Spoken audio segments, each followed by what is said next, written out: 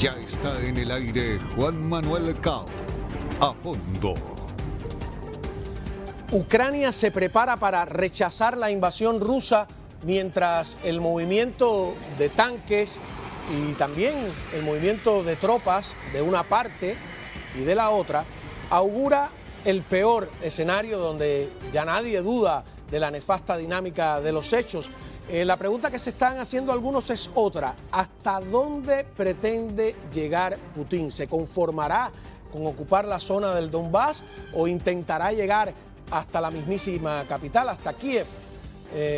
Son parte de las preguntas con que empezamos hoy. Muy buenas noches, bienvenidos a Fondo.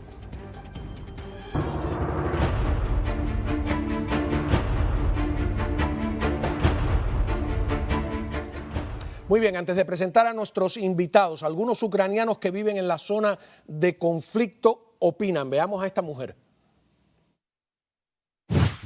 Оно уже началось, я так думаю. Я так думаю, что вот это что это? Все, что мы боялись, то уже случилось. А что дальше будет, мы не знаем. Если это пережили, значит переживем все, что должно быть. Vamos a ver ahora a un joven soldado. Adelante. Це не змінилося, всі прекрасно це розуміли, тільки просто світ не признавав це. А тепер вони самі сказали, що ми там, все, офіційно підтвердили. Нічого не змінилося, як стріляли, так і стріляють, які люди були, такі і є. Muy bien, tenemos en la mesa a Carlos Díaz Rosillo, exdirector de política de la Casa Blanca durante la administración Trump. Muchas gracias por estar con nosotros. Gracias a ti. Te invito también, vamos a Madrid, España.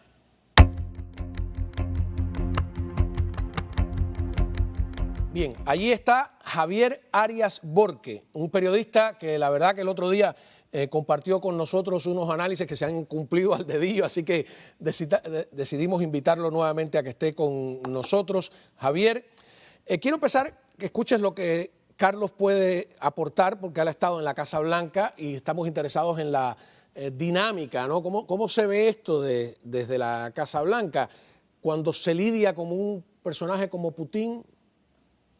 ¿Qué se hace? ¿Cómo se le gana este pulso? Bueno, mira, aquí hay que entender que una de las razones principales por la cual Putin está haciendo lo que está haciendo es por la política interna rusa, ¿no? Él está pasando por una crisis bastante seria.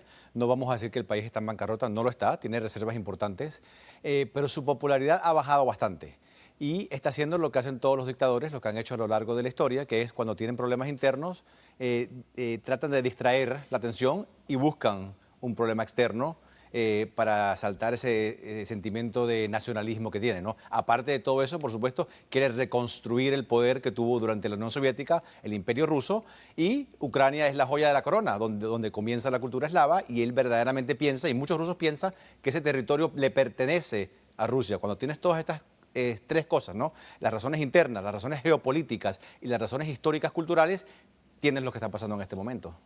Javier, todo indica que la zona que le llamamos del Donbass, ¿no?, inevitablemente va a quedar en poder ruso. La pregunta, porque hoy hablé con alguien que vive en Kiev, un argentino casado con una ucraniana, y ellos están allí, dice que tienen información de que Rusia pretende llegar hasta la capital. ¿Tú crees que sí? En verdad, todavía es una incógnita, ¿no?, que está pendiente de resolver. Hay varias incógnitas que tenemos.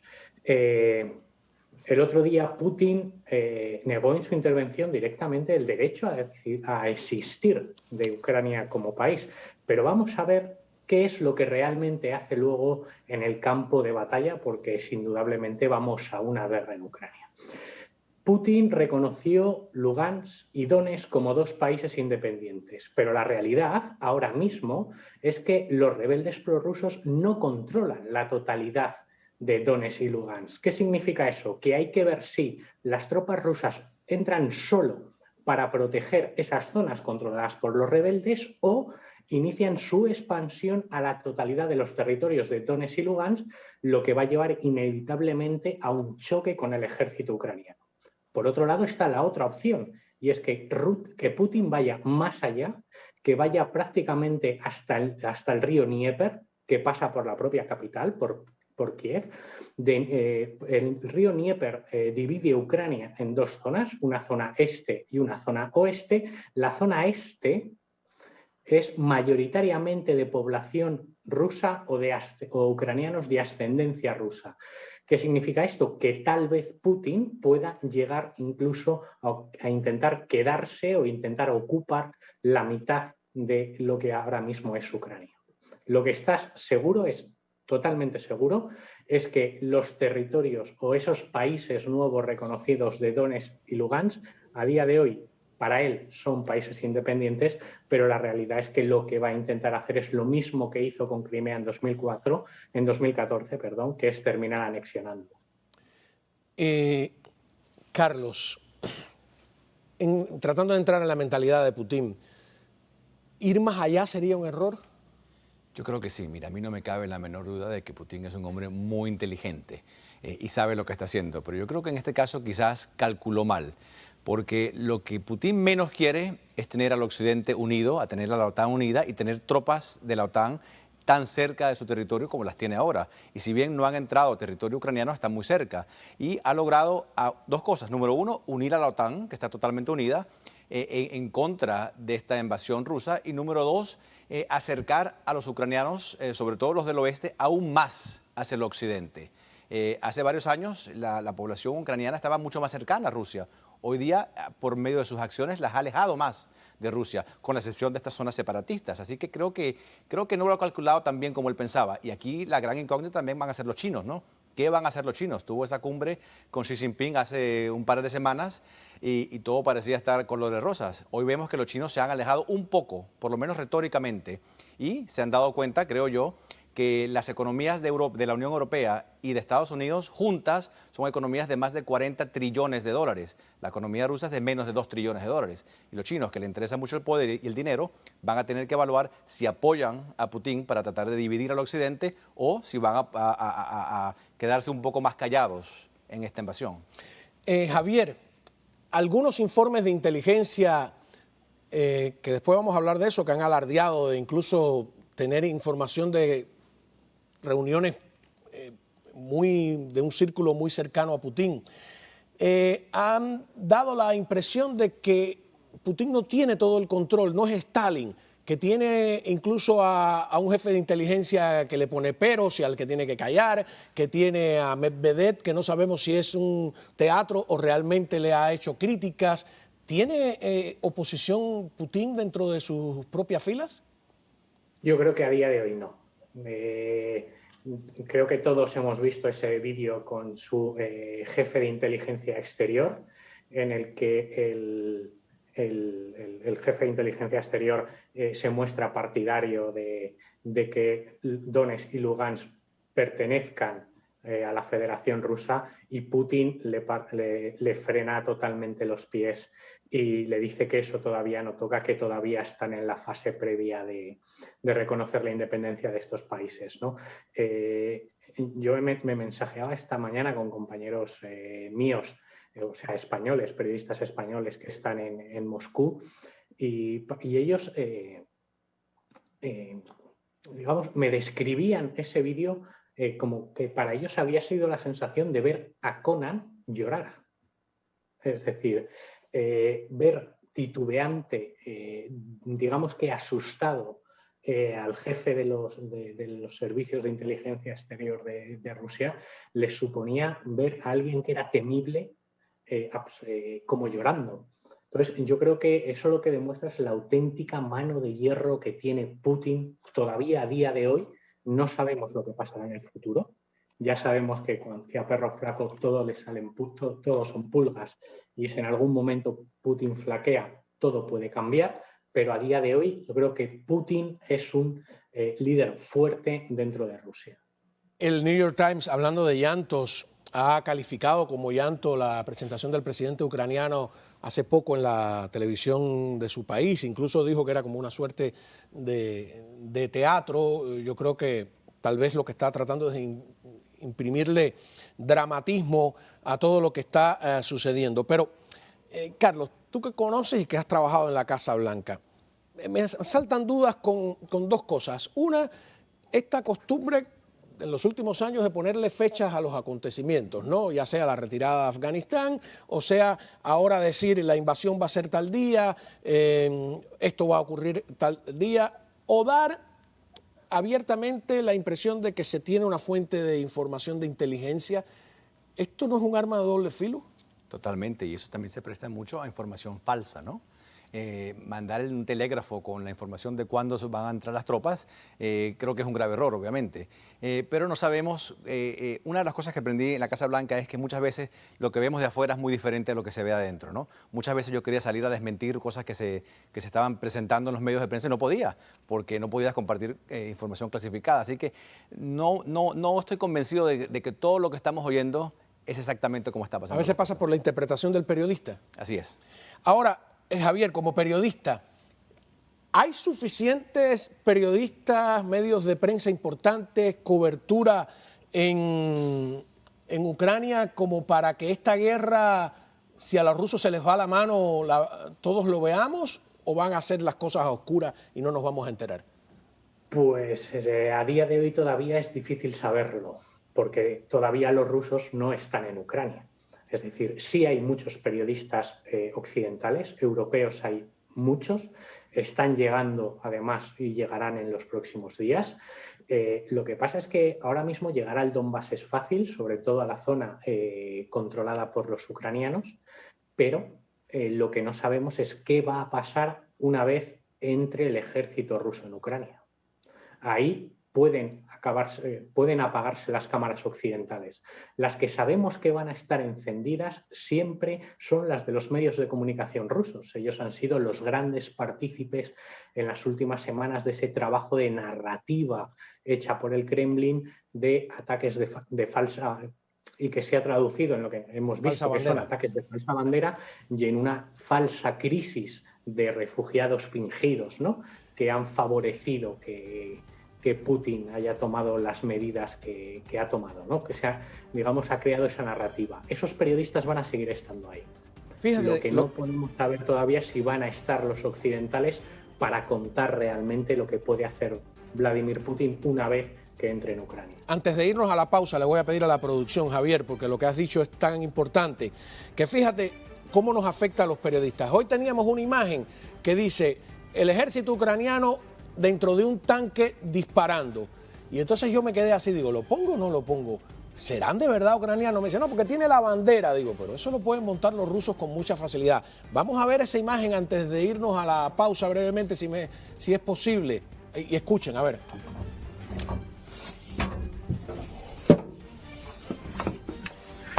Швидше, Микола, швидше!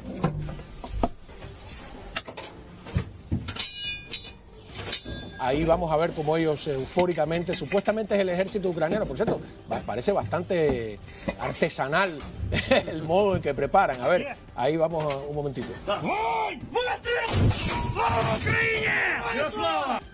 Terrible, ¿no? Porque es cierto, es falso, sirve de pretexto a Rusia para decir que están siendo atacados a la vuelta.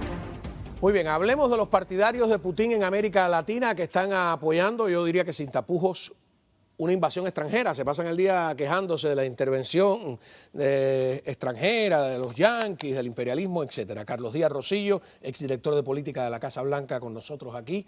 Un gusto. Desde Madrid, España, Javier Arias Borque, periodista que está muy bien informado. A ver, la subtrama latinoamericana. Les invito a escuchar primero al señor Nicolás Maduro ladrando, a mi modo de ver. ¿Qué pretende el mundo? ¿Que el presidente Putin se quede de brazos cruzados? ¿No actúe en defensa de su pueblo? Por eso Venezuela anuncia todo su respaldo al presidente Vladimir Putin en la defensa de la paz de Rusia, en la defensa de la paz de esa región, en la defensa valiente de su pueblo y de su patria. Veamos a otro que ladra, pero más ronco, que es Daniel Ortega. Dios quiera que ilumine la mente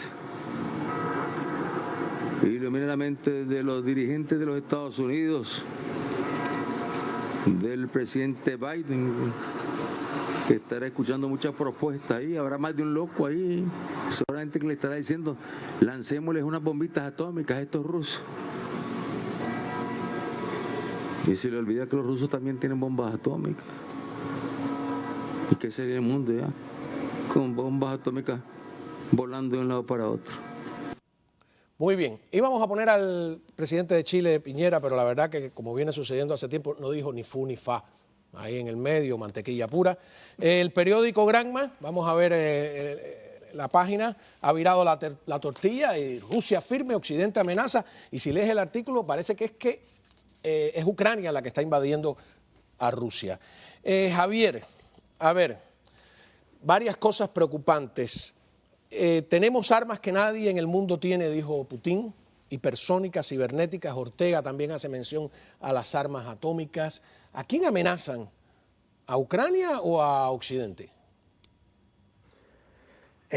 Yo creo que esto es palabrería y chau chau, ¿no? Más que nada están dándose golpes en el pecho, pero estoy absolutamente seguro que nadie se atrevería a día de hoy a usar armamento atómico, y las armas supersónicas creo que a día de hoy ningún país las tiene desarrolladas de una forma absolutamente fiable. De hecho, las últimas pruebas rusas no han funcionado como deberían.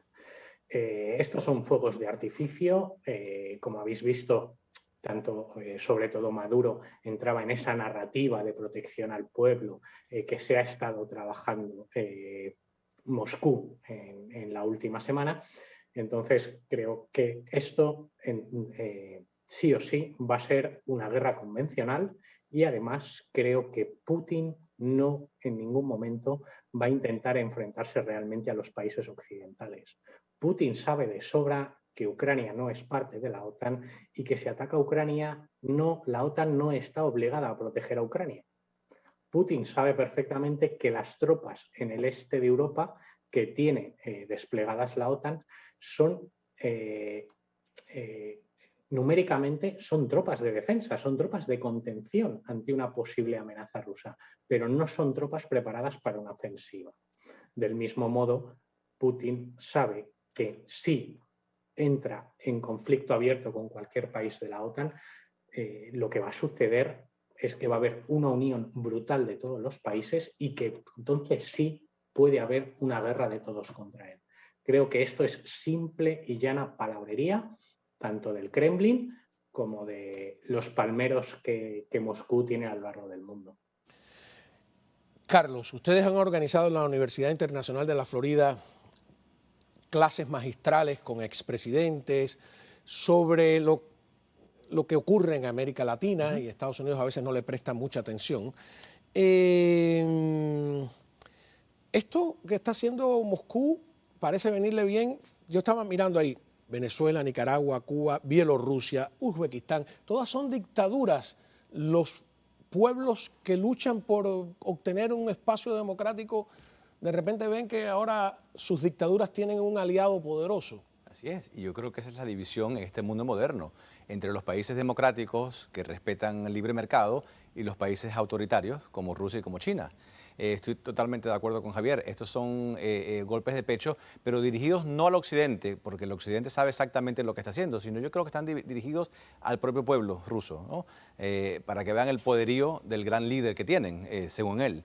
Así que creo que la audiencia aquí es el pueblo ruso más que el occidente. Sin embargo, vemos algunos que respetan más o menos el libre mercado, tienen una economía de un neocapitalismo y gobiernan dictatorialmente, ¿no? Es, me pregunto yo, el gran peligro del siglo XXI, que al principio pensábamos que era el terrorismo islámico y se ha convertido en, yo veo como un gran peligro esta alianza entre partidos comunistas, dictaduras, capitalismo monopolista de Estado. Pero capitalismo entre comillas, porque se pensaba que el sistema chino, por ejemplo, era un sistema autoritario en lo político, pero bastante capitalista. Y no lo es, porque el sistema capitalista funciona siempre y cuando Beijing esté de acuerdo con lo que hacen los empresarios. En el momento que no esté de acuerdo, totalmente los oprime. Así que es un sistema capitalista entre comillas. Sí, Javier, como dice Andrés Reinaldo, nuestro director editorial, China es el país del mundo hoy con la mayor cantidad de millonarios, ni uno solo es de oposición. No, ahora, de todas maneras, hay un, yo no diría un maridaje, pero sí una relación extraña entre capitalistas y comunistas, y China es el mejor ejemplo, ¿no? Bueno, hay que dejar una cosa clara, es decir, la historia nos ha enseñado que las economías planificadas no pueden funcionar a la hora de la verdad. Es decir, cualquier economía planificada está abocada al colapso total. ¿Qué pasa? Que para intentar salvar esto, lo que hacen es utilizar métodos capitalistas. ¿Por qué? Porque el capitalismo se ha demostrado que funciona, pero es tan sumamente versátil, que es algo positivo y algo negativo, que funciona en las democracias, pero también funciona en las dictaduras. Entonces, lo que ahora están intentando hacer muchos países, que es, no somos una democracia, porque sus gobernantes no quieren ser una democracia, quieren hacer un ordeno y mando, pero se benefician de los aspectos positivos del capitalismo tomando el control social como se haría en el comunismo, ¿no? Y yo creo que eso es lo que está haciendo China para evitar colapsar, abrirse al capitalismo, y lo que supongo que tendrá que terminar haciendo Cuba algún día si no quiere seguir matando a sus ciudadanos de hambre. Es decir, una economía planificada es absolutamente inviable, tienes que introducir elementos de capitalismo si quieres que la economía salga un poco adelante y tu población no se muera de hambre.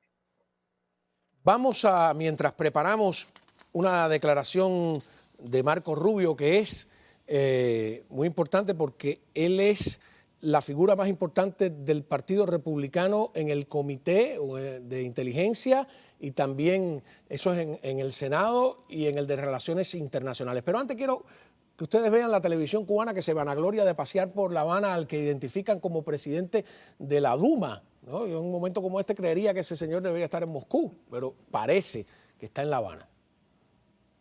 El distinguido visitante fue recibido por el director del centro, René González Barrios, y la jefa del Departamento de Comunicación y Promoción Cultural, Sisi Abay. En su recorrido por la instalación, el diputado por el partido Rusia Unida pudo observar fotografías, audiovisuales, escuchar fragmentos de discursos y admirar las condecoraciones y medallas otorgadas por otros jefes de Estado y personalidades al líder histórico de la Revolución cubana. O sea, estuvo en el museo este que se han hecho a Fidel Castro. Rusia Unida es el partido de Putin. Vamos a escuchar a Marco Rubio, por favor. Yo sé que va a haber una acción militar masiva de parte de Putin en horas, no días. Esto ya está inminente. Va a ser desastroso para Ucrania, obviamente, para Europa, pero también para Putin, porque la población de Ucrania no se va a rendir. Estos son gente que tienen experiencia peleando, que van a pelear por su país, que lo han hecho en el pasado, y va a ser costoso. Y debe ser costoso para Putin, no solamente las sanciones, sino también apoyar a ese pueblo que va a pelear en contra de él. Bueno, a ver, esto es importante, lo está diciendo el vice-chairman de la Comisión de Inteligencia y Relaciones Internacionales del Senado. Una intervención militar masiva. ¿Qué significa eso en el lenguaje de Washington? Eso sugiere que no se van a limitar a la tercera parte de estas dos provincias que ahora han sido declaradas países, sino que van a llegar un poco más allá. Yo creo que llegar a Kiev sería un error enorme de parte de Putin. No creo que llegue ahí, pero bueno, sí creo que probablemente lo que está diciendo el senador Rubio es que tiene inteligencia que sugiere que van a ir más allá de esta tercera parte de las dos provincias que hoy han sido declaradas, o ayer han sido declaradas como independientes.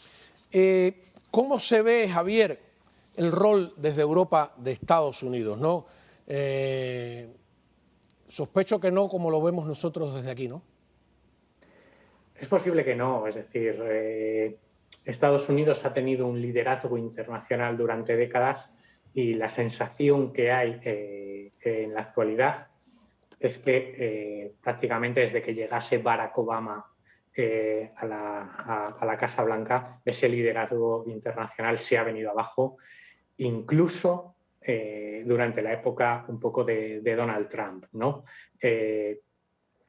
También se ve desde la perspectiva que este conflicto ha cogido a la OTAN de una forma debilitada, porque la OTAN lleva casi una década replanteando qué tiene que ser, cómo tiene que ser, cuál debe ser su futuro, y es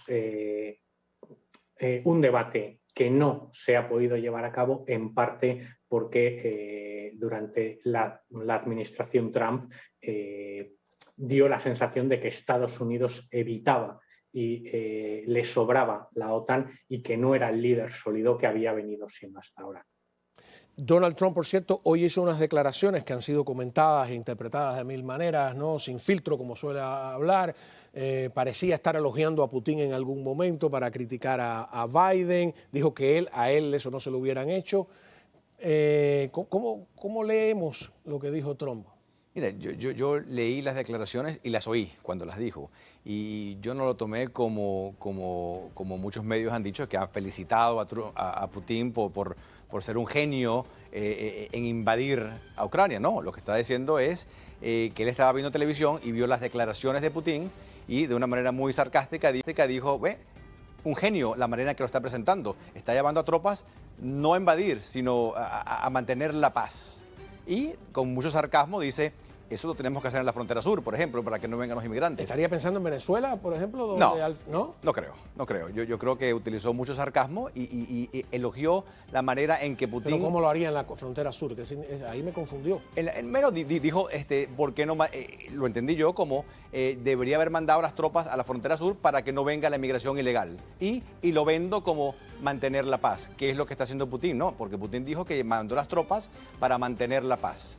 Entonces lo dijo con mucho sarcasmo para elogiar la manera en que ha sido vendido, no obviamente para elogiar la invasión de un país soberano.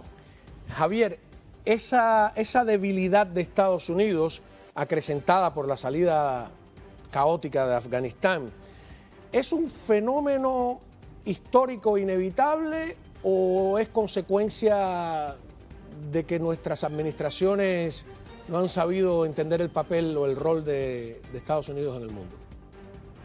Bueno, yo creo que hace ya años que Estados Unidos, de cierto modo, se ha cansado un poco de ser la policía del mundo, ¿no? En Europa, parte de la sociedad europea, otra no, somos conscientes de que nuestro estado de bienestar está cimentado en parte en nuestra poca inversión en seguridad, porque Estados Unidos nos paga parte de esa seguridad a través de la OTAN. Pero, evidentemente, Estados Unidos sí ha dejado de forma voluntaria de desarrollar un papel fundamental. Si vemos los últimos conflictos que se han dado a nivel global, en Afganistán la salida de la coalición internacional ha sido absolutamente penosa y además teleanunciada con una década y pico de adelanto desde ese momento que en 2008 se empezó a hablar del proceso de afganización y los talibanes se dieron cuenta que los occidentales salieran huyendo era una cuestión de tiempo, que ellos solo tenían que quedarse a esperar para ganar. Hemos visto cómo en Siria, sobre todo, Occidente se ha negado a entrar para pelear contra Estado Islámico y se ha dejado todo el protagonismo a Rusia. Y algo similar lo estamos viendo sobre todo en África, donde Estados Unidos y Europa están dejando de ser los países referencia para los gobiernos africanos, con la ventaja que tiene que somos países que tenemos que respetar los derechos humanos y nuestras sociedades nos demandan un respeto a los derechos humanos, y África está cayendo poco a poco en manos de Rusia y de China. Ahí está, bueno, para España el caso de Estados Unidos, sino Occidente, estamos dejando de cumplir con ese compromiso en el que nos dotamos después de la Segunda Guerra Mundial, que es intentar llevar la libertad y la democracia. Le decía que para España está el caso de Guinea Ecuatorial, una dictadura de 40 años, horrorosa. Le pido una evaluación. Occidental también. Claro. Le pido una evaluación breve de sí o no, si es posible. ¿Este neoaislacionismo es positivo o es negativo? ¿Está bien o está mal? Tremendamente negativo. ¿Está bien o está mal, Carlos? Estoy de acuerdo que está mal, pero lo entiendo perfectamente porque no solamente los gobernantes, sino el pueblo norteamericano está cansado de seguir gastando dinero en proteger a lo que ven que son países lejanos. Y lo que hay que hacer es hacerles entender que hay una conexión muy directa entre lo que está pasando en lugares tan lejanos como Ucrania y Rusia y lo que pasa aquí en Estados Unidos. El tema de la inflación, por ejemplo, y del costo de la gasolina. Hoy la bolsa se vino abajo, Totalmente. el precio de la gasolina. Cuba sigue haciendo de contrapolicía en América Latina, ¿no? Y conspirando permanentemente, etcétera. El problema de estos países que, aunque para terminar, de Venezuela, Cuba, es que son un voto en las Naciones Unidas, que tienen embajadas en todos los países, consulados en todas las ciudades importantes, conspiran diplomáticamente y crean un ambiente. Y además da la sensación de que Rusia no está sola. Cuando enumeras 20 países que están junto con ellos. Tremendo. Muchas gracias a Carlos Díaz Rosillo, exdirector de política de la Casa Blanca, desde Madrid a Javier Arias Borque. Muchas gracias de verdad por haber estado con nosotros y a la vuelta